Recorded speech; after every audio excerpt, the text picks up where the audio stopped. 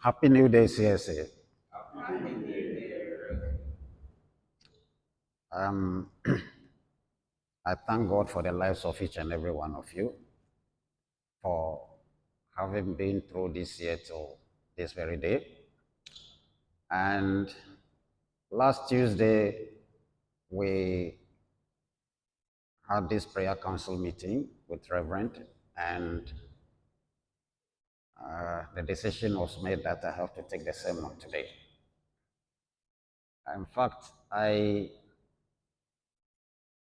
was about to say that I'm not feeling well, but since the hammer fell on me, there's no way I can run away from that because Reverend feels that I've been cheating most of the pastors because they teach most of the time. So when I'm here, I cannot run away also. So, well, I had to accept it.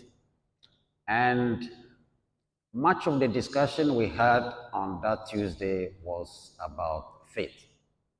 And I was asking myself, what is the topic? I struggled. I was about to say, well, let me talk about faith. But the whole thing changed yesterday in the night.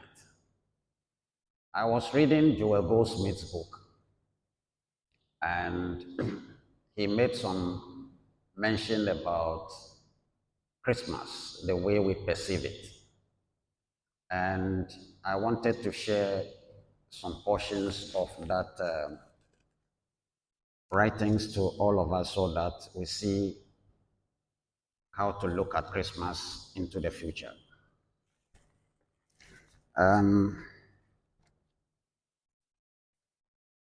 This is from his book, The Contemplative Life.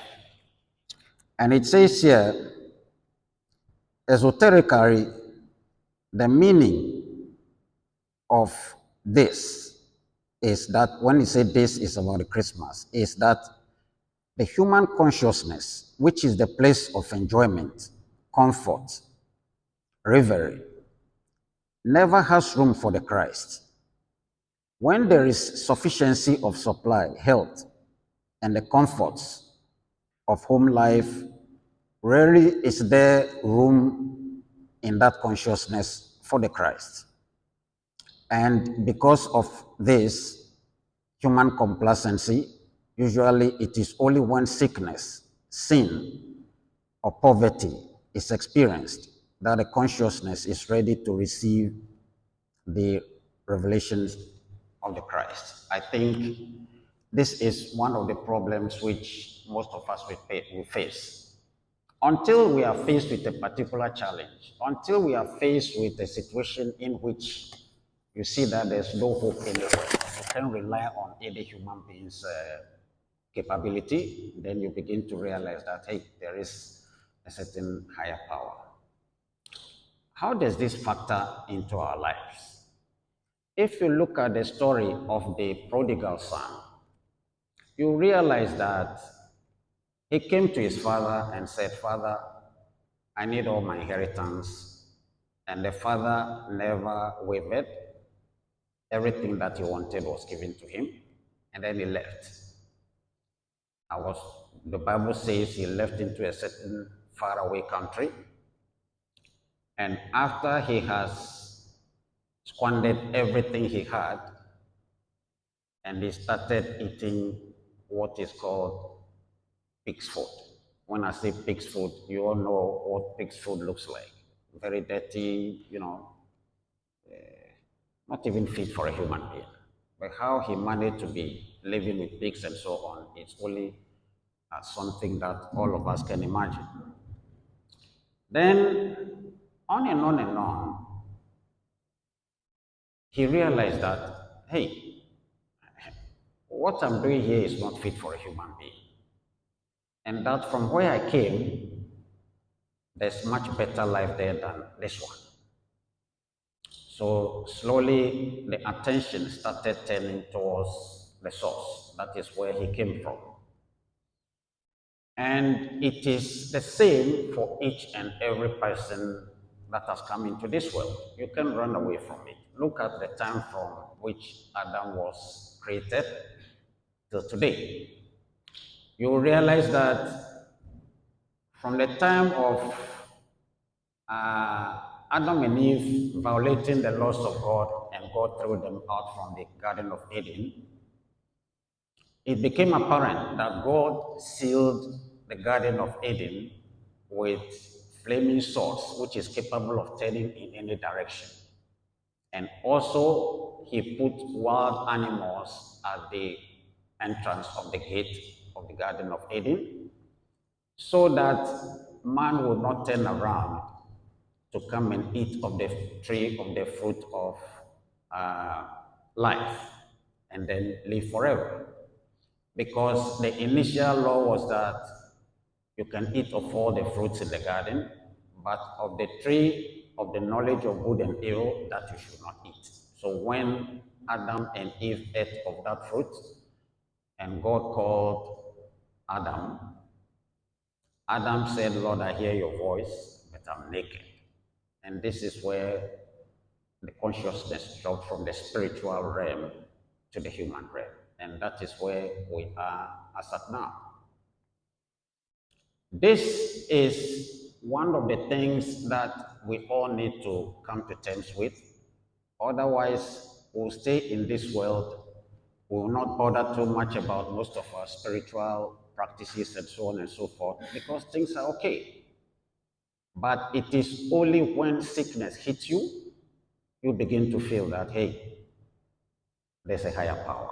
I'm saying this because last Friday, I had a visitor who came to had a discussion with me. After the discussion, he told me about a secondary school senior of mine who is also not feeling very well and that I need to go and see him. When I went, I just took one look at him, mentioned his name, and he responded. After the response, he went blank. When I say went blank, he couldn't hear anything, he couldn't even remember anything again. And it appears that that has been his, attitude to what do you call it, the sickness which he's going through. So what I was told was that he's suffering from dementia, maybe there's another name for that one. You say? No, the one which makes you lose memory. Alzheimer's. Yeah, something like that. So I was asking myself, where from this sickness? Because for so long a time, we have never seen this before. And this is the first time I'm seeing from this guy. Then I went to my doctor when I had this cold and so on. I went to doctor and the doctor was telling me, hey, the kidney problems that we are facing at this time in our hospitals is becoming too much. And so everything we are doing in this world, we must do it with a certain amount of decorum. Why? Because you think everything is fine, you eat the way you want, you do so many. I think Reverend has mentioned most of these things here a lot of times. And for that matter, it is very, very necessary that we calculate everything we put into our system. Otherwise, we may think that I'm eating kontomire. But we've been told here that kontomire, from where it is coming from these days, it may be contaminated because of this galamsey and so on and so forth. So this is one aspect which all of us must inculcate into our lives in the sense that if you don't follow these rules and the sickness comes, it is at that point that you begin to realize that, hey, there's a God somewhere or there's a Christ somewhere. This thing which we are talking about is also based on the fact that all of us at one point or the other would have to go back to our source. And how do you go back to the source? You can't go back to the prodigal son which we are talking about is not someone who just woke up one day and say, hey, I'm going to my father. No. The father to whom he is going is so much pure that you can't walk with your, what do you call it, your state of mind or your negative attitudes and say, I'm going to mix up with him. Everything we are doing here in CSA is about the fact that we have to retrace our steps back to the source. And how do you do that? A certain amount of purity must take place within your being. When I say must take place, it means you must develop yourself into a point where you become pure. Because God is not like something you play around with. You can't just say, uh, how do I call it? Today I am doing meditation, so I'm going to God.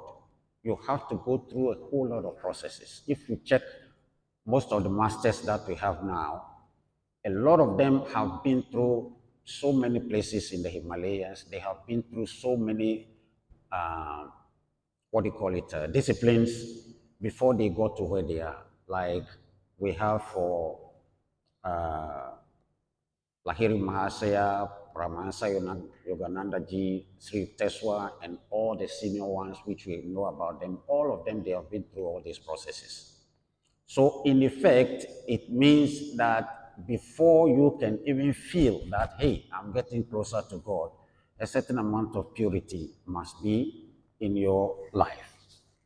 There is some other aspect which I need to also talk about because the prodigal son had one agenda also which is based on faith that, hey, I am now alive to the fact that everything I've been doing in the past is wrong. And I have developed to a point where I have faith that I need to return to the source. This faith is also not just something you develop, but it comes from knowing that there is a higher power somewhere that you can attune to.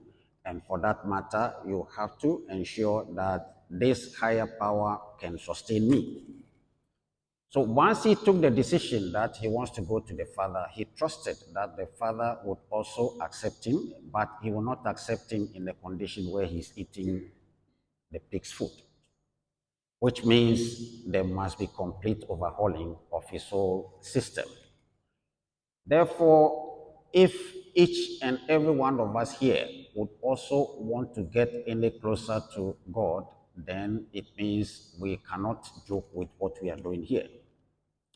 At Akwashi, one of the things he told me, which I always feel is still relevant in my life, is the fact that the path which we have chosen here, which is based on Kriya Yoga, is not a wishy-washy affair matter.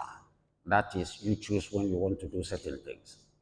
But once you have had a certain consistency with God, you have had a certain understanding between you and God that, hey, every day when I wake up, I'm going to do A, B, C, D. You don't do it like today I want to do it, tomorrow I don't want to do it. No, it shouldn't be that way. This same faith is also one of the things which helps all of us to be in tune with one another. There was a certain wildlife movie which I watched, and maybe I'll put it on the platform after this for all of you to see. It's about a bird. I don't know, most of you may have seen that bird before. It's called hornbill with a very long beak. And a male and a female.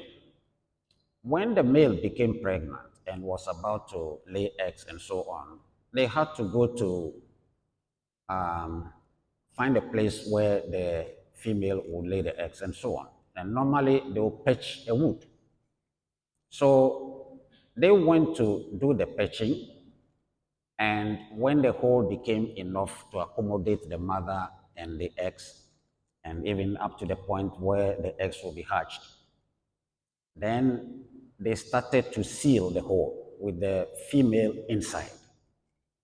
So the male now brought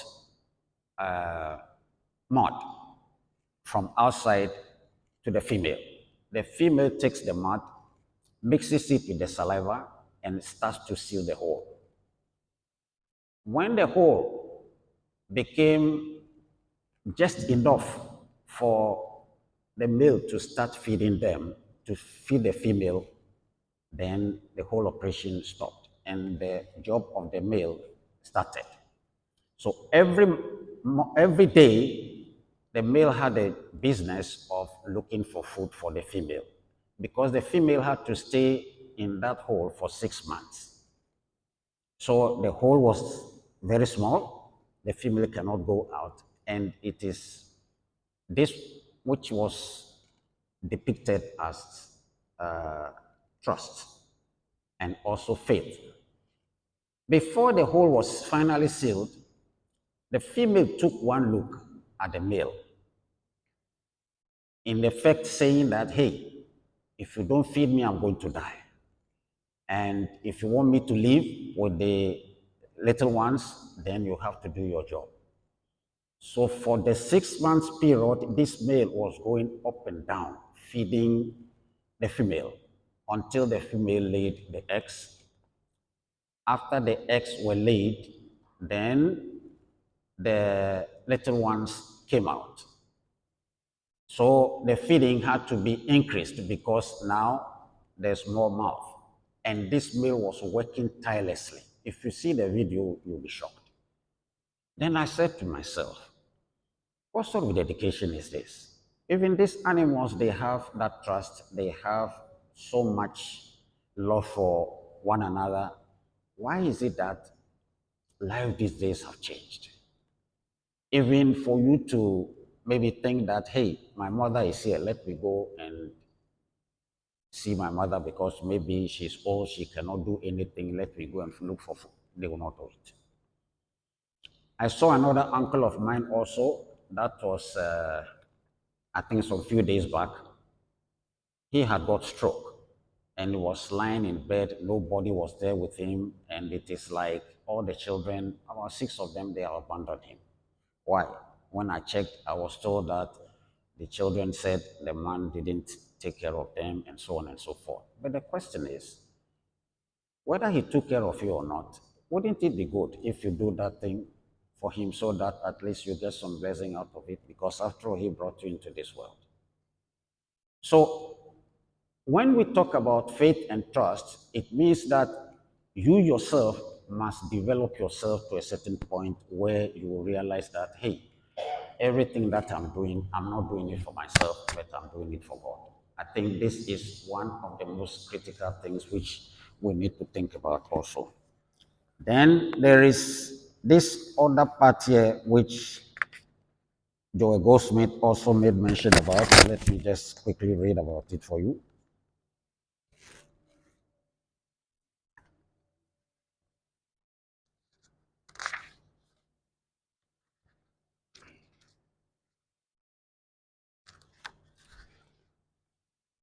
He said, outwardly, we are flesh and blood, and outwardly, we perform the same functions in our business, profession, or whatever our work may be.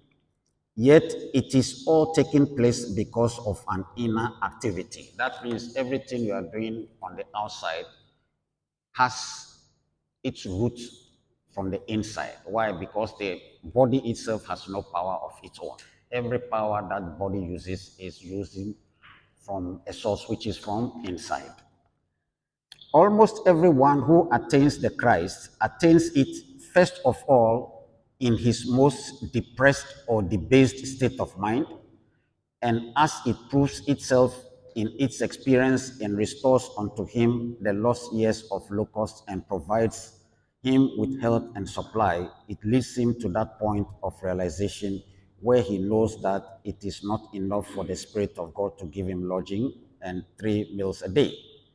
He must go deeper and relinquish even the human good. But it is at this point that the Christ is rejected. Because when you pray to God and you think God has, given some of your requests and so on, the next thing is like, this is enough. Then you forget about your Christ nature again. That's what it is trying to say.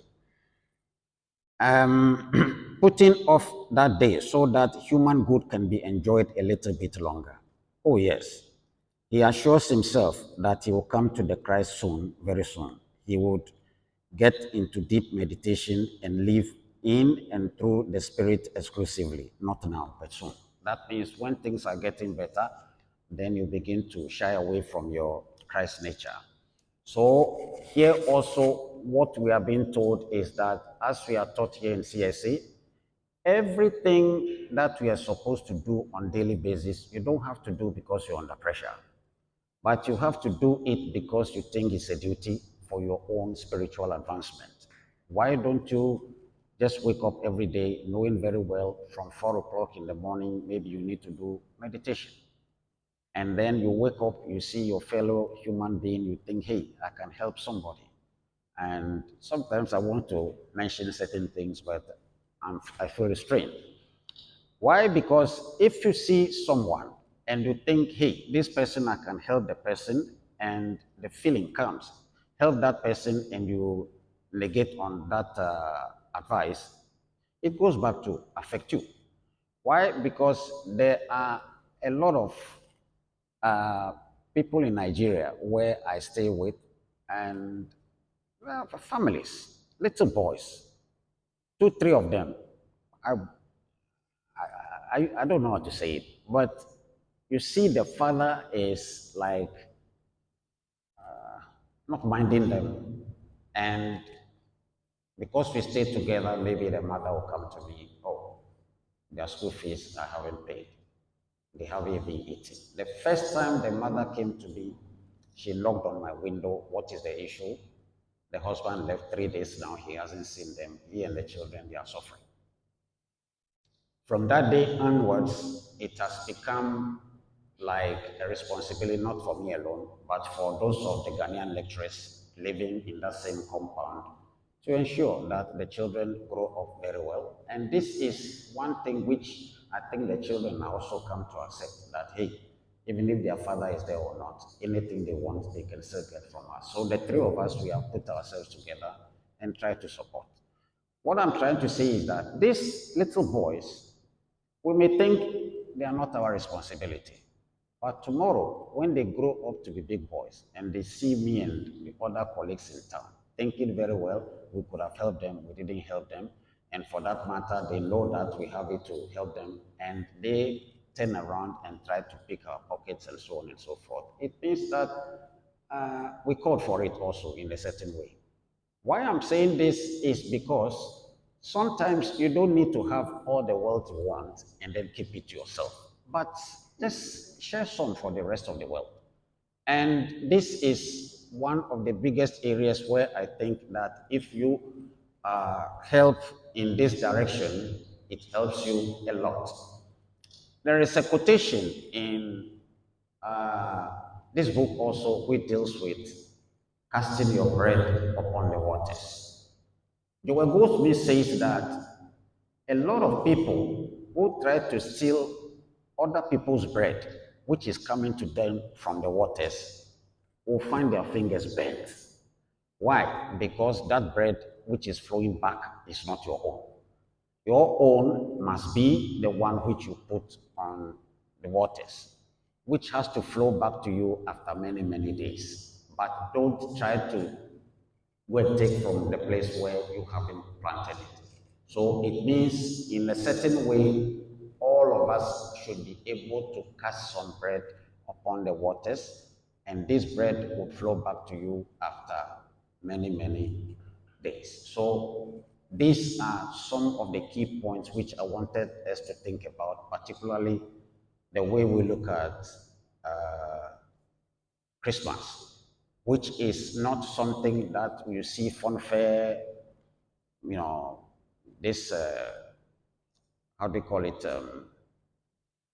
flaring of these rockets and so on and so forth, killing chicken, drinking this, that, and so on and so forth. But it must be a true awakening of your Christ nature. And this true awakening must not be a one-day affair, but it means every day of your life must be the awakening of that Christmas. That means the Christ nature. So this is Just some few points which I decided to share with all of you this morning. Thank you very much.